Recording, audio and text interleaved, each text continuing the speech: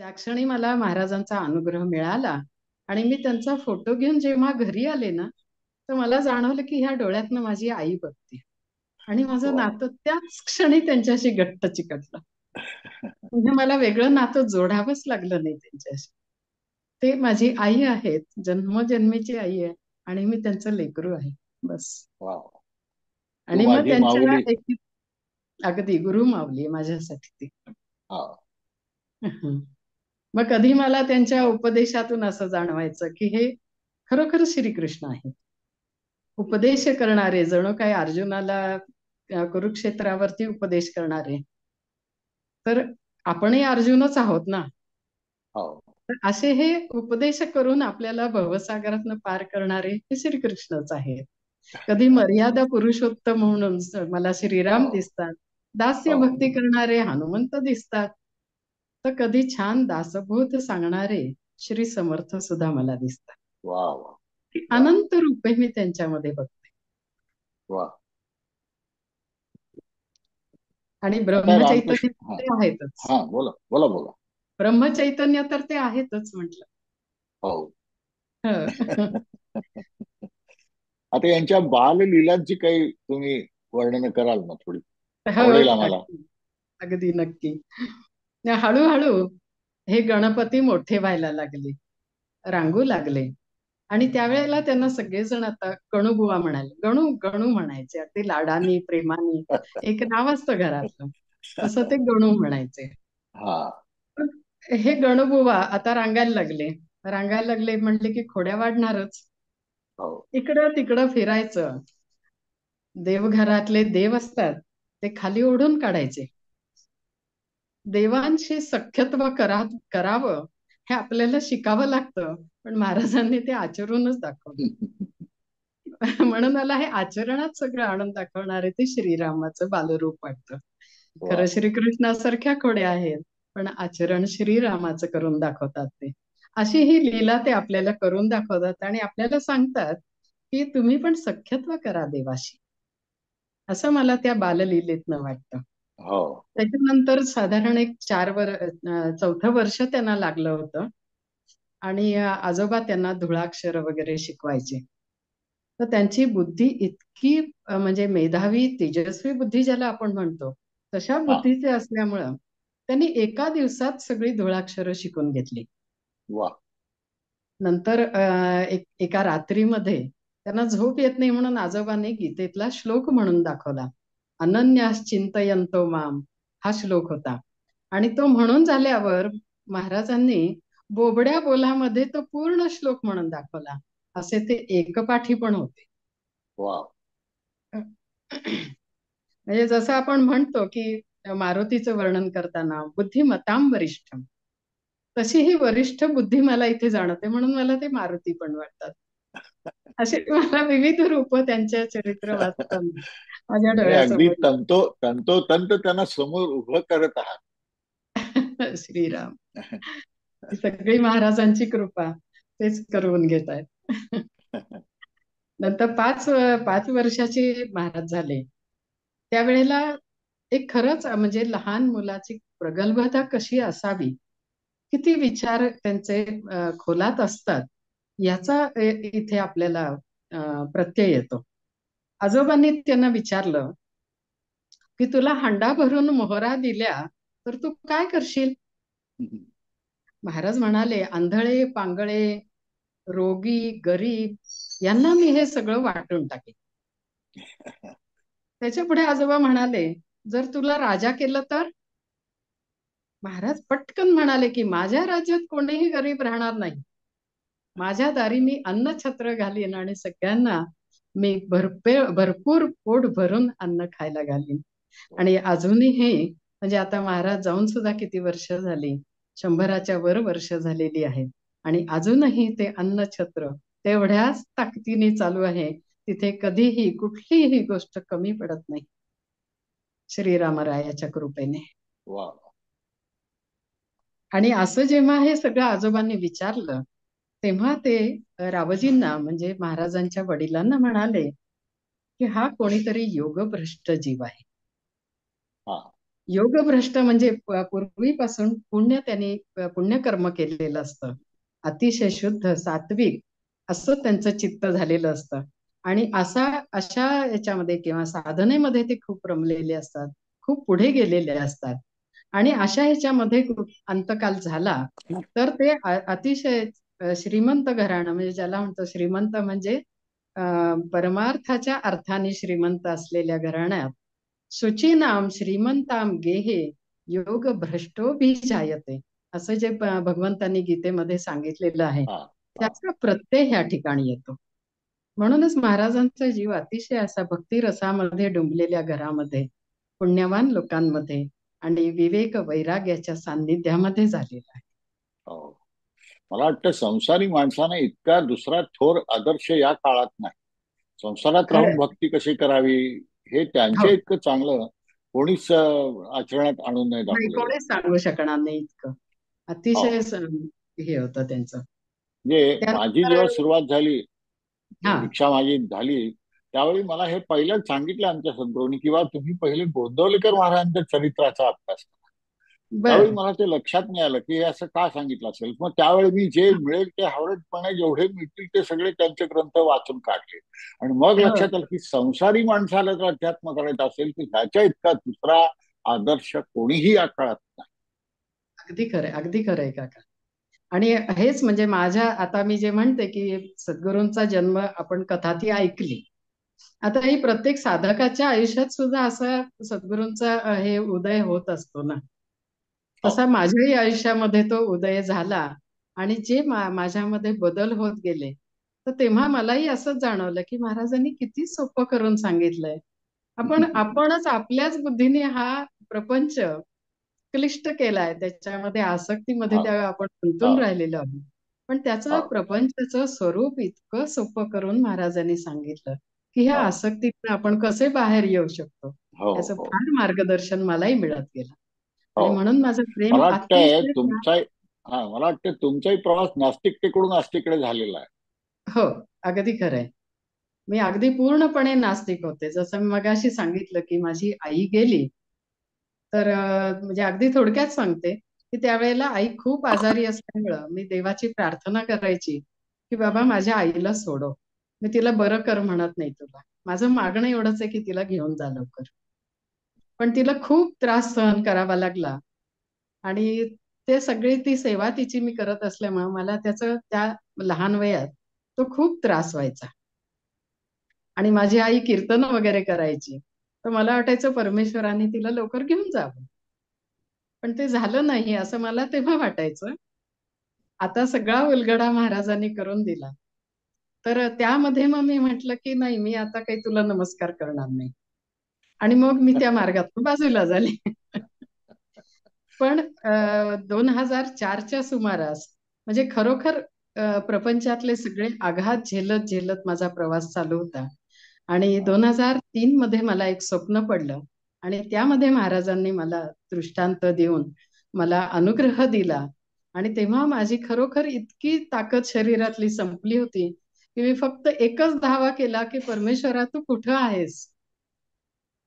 एवढाच मी प्रश्न तळमळीने एकदा विचारला होता. आणि त्याच सुमारास हा स्वप्न दृष्टांत झाला. आणि महाराजांनी स्वप्नातच मला अनुग्रह दिला. वा.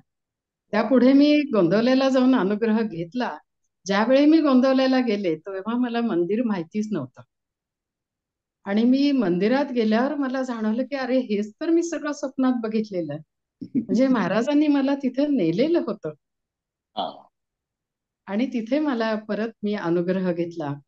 आणि स्वप्नामध्ये जे मला दाखवलं होतं, की त्या आतमध्ये मी गाभाऱ्यात जाऊन महाराजांशी बोलले. बोलले हा. नाहीच, फक्त नमस्कार केला आणि मी बाहेर आले. कारण मागणं बंदच झालेलं होतं. हा. मागणं मागायचं नाही हे पूर्णपणे माझ्या मनात आई गेल्यापासूनच होतंच. हा. त्याच्यामुळे महाराज समोर दिसले तरी मागणं झालं नाही मला. आणि मी तिथून बाहेर आल्यानंतर उंबऱ्यावरती मात्र जेव्हा महाराज माझ्या पाठीशी उभे होते, तेव्हा मी वळून त्यांना परत नमस्कार करून एकच म्हणलं, की "मला तुमची माळ हवी आहे." एवढंच त्यामध्ये हे झालं आणि तिथून पुढे हा सगळा प्रवास म्हणजे हा नास्तिकतेकडून महाराजांनी मला आस्तिकतेकडे आणलं. आणि महाराजांच्या वा एका काव्यरचनेमध्ये, त्यांच्यावरती केलेल्या रचनेमध्ये हा उल्लेख आहे. जसे नास्तिका सत्पथा लावी येले, असा तो त्याच्यामध्ये उल्लेख केलेला आहे. वा. आणि ते मला वाटतं की मला तो त्यांनी पूर्णपणे त्याची प्रचिती दिलेली आहे. आणि मी अतिशय भाग्यवान आहे याबाबत. हो हो हो. अतिशय भाग्यवान आहे. त्यांची कृपादृष्टी पडणं हे भाग्य आहेच, काही प्रश्नच नाही. आहे आहे अगदी. आणि कुठेतरी मागे त्याचा बॅकग्राऊंड असल्याशिवाय ती होत नाही. मागच्या पानावरून पुढचं पान चालू होतं, तुमची आधी कुठेतरी उपासना झाली असेल, त्याशिवाय ही कृपा असणार आहे. त्यांची नक्कीच झालेली नाही. हो हो.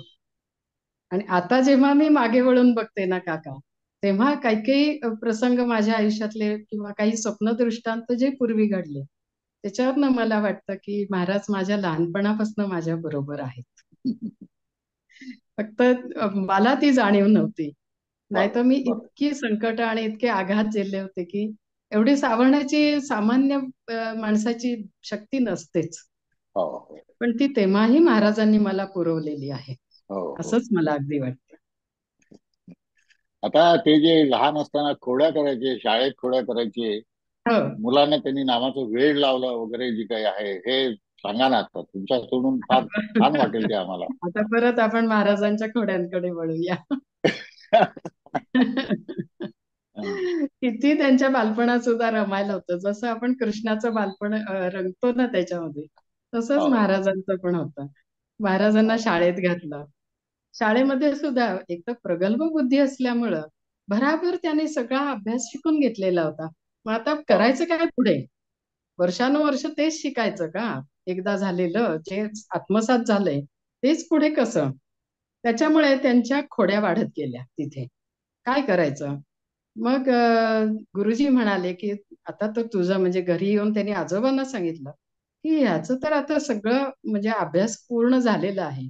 जे शाळेत ज्ञान दिलं जातं ते सगळं त्याचं पूर्ण झालेलं आहे. आता पुढे काय करायचं? मग महाराजांनी सगळ्या मुलांना पण हे केलं, की "अरे आपण रामनामच घेऊया. चला आपण खेळायला जाऊया. आता झालाय सगळा अभ्यास." असं म्हणून सगळ्यांना बाहेर काढायचे. शेतात वगैरे घेऊन जायचे आणि मोकळ्या जागेमध्ये 4 दगड मांडायचे. बर. मोठा दगड आहे तो श्रीराम. त्याच्या बाजूचा लक्ष्मण आणि एका बाजूला सीतामाई उभी आहे. आणि समोर एक छोटा दगड असायचा तो मारुतीराया. आणि वा झालं वा. यांचं भजन आणि हे खेळ सगळे सुरू व्हायचे. भजन करून पोट भरलं की मग विट्टी दांडू खेळ, सगळे खेळ खेळा, लंगडी वगैरे, पळापळी, असे सगळे त्यांचे खेळ चालू असायचे. आणि हे अखंड काही ना काही खोड्या कोणाच्या शेतात लपायला गेले की काहीतरी नासधूस व्हायचीच ना. मग घरी तक्रारी यायच्या, असं सगळं चालू असायचं. गुरुजी आले, म्हणाले की हा मुलगा शाळेतच येत नाही, सगळ्या मुलांना घेऊन जातो. मग मी आता करायचं काय? आता माझी नोकरी सोडून मी जातो. मग आजोबांनी त्यांची समजूत घातली. श्री महाराजांना पण सांगितलं, पण सगळं शिक्षणच पूर्ण झालेलं असल्यामुळे करायचं काय? हो मग एके दिवशी त्या गुरुजींनाच वाटलं की नाही, आता आपण इथून आपला मुक्काम हलवावा. आणि ते म्हणजे थोडेसे ते या परमार्थी मार्गातले नसल्यामुळं, आध्यात्मिक नसल्यामुळं त्यांना मुलांनी शाळेत यावं, प्रगती करावी, ह्याच ह्याच्यावरती त्यांचा विचार हे होते, अ, हो घट्ट होते. त्याच्यामुळे हो त्यांना हे वाईट वाटायचं की हे असं का होतंय? आणि मग ते थोड्याशा म्हणजे उद्विग्न अवस्थेमध्ये शाळा आणि गाव सोडून जायच्या भूमिकेमध्ये शिरले. आणि ते हम्म. टांग्यात बसले तेव्हा म्हणजे महाराज लहान होते, 6 वर्ष वगैरे वय असेल. पण त्यांनी इतक्या प्रेमळ आवाजात गुरुजींना सांगितलं, की श्रीरामाचं हे तुम्ही करू नका, द्वेष करू नका. तुम्ही रामनाम घ्या, तुम्हाला समाधान मिळेल. आता हे 6 वर्ष वय, हे असा उपदेश करायचा आहे का? ज्या वयात आम्हाला काही समजत सुद्धा नव्हतं. हो आणि असं त्यांनी त्या यांना गुरुजींना सुद्धा, म्हणजे गुरुजींच्याही डोळ्यात त्या उपदेशाने पाणी आलं.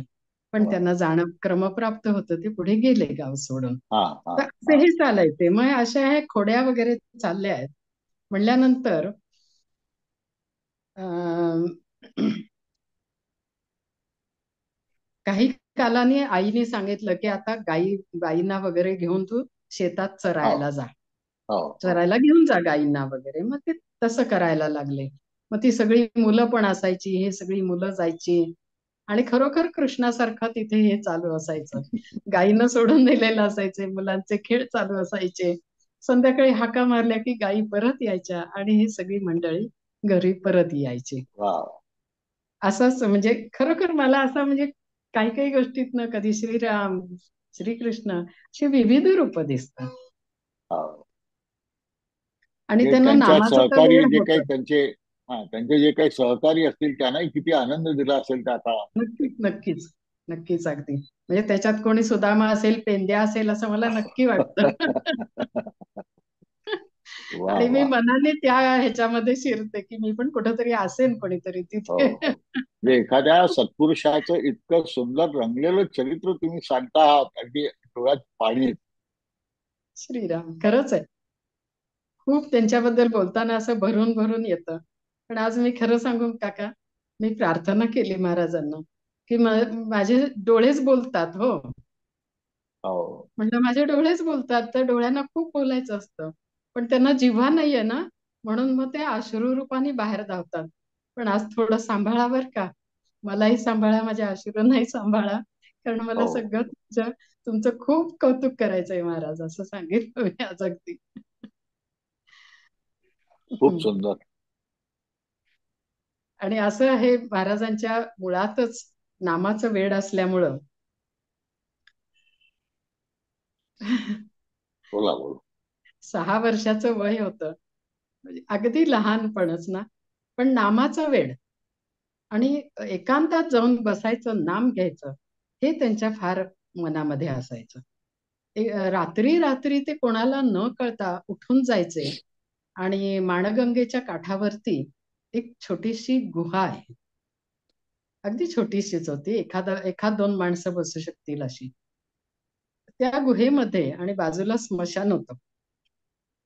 त्या गुहेमध्ये महाराज जाऊन बसायचे आणि त्यांचं ध्यान लागायचं, जप करायचे आणि एकदा आजोबांना जाग आली, तर लेकरू दिसेना. ते घाबरून उठले. घरातली सगळी मंडळी त्यांना शोधायला लागली. सगळं गाव पालथं घातलं, पण गणू बाळ काही सापडलं नाही. हा सगळ्यांचे धाबे दणाणले. आता काय करायचं? आणि हा अचानक लक्षात आलं, की हा कुठे नदीकाठी वगैरे तर गेला नाहीये ना.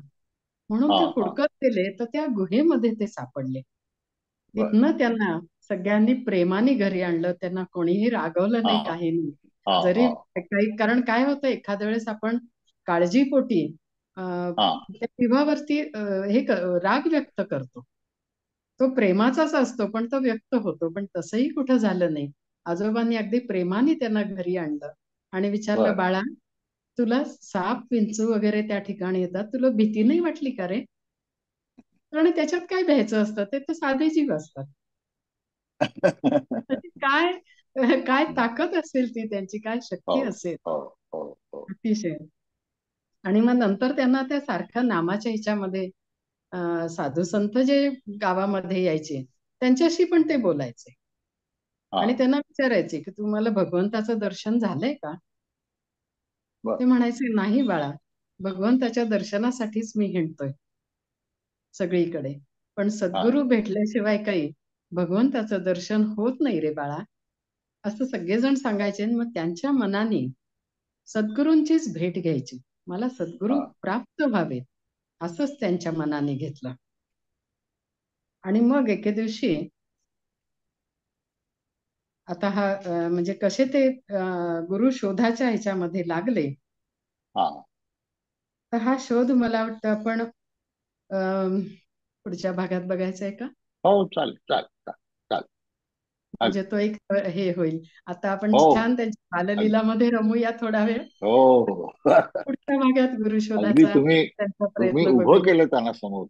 श्रीराम, खूप श्रीराम. खूप मी सद्गुरू. तुमचा प्रचंड आभारी आहे. नाही तुम्ही काका, आभारी लोकांना नाही हो. अगदी. आपण मला सेवा करायची संधी दिली आणि करता करविता श्रीराम आहे. माझे महाराज माझ्या पाठीशी आहेत, अगदी पाठीशी आहेत. हो सत हो. तेच भेटू. पूर्णपणे बोलवून घेतायत. हो हो अगदी अगदी. नमस्कार.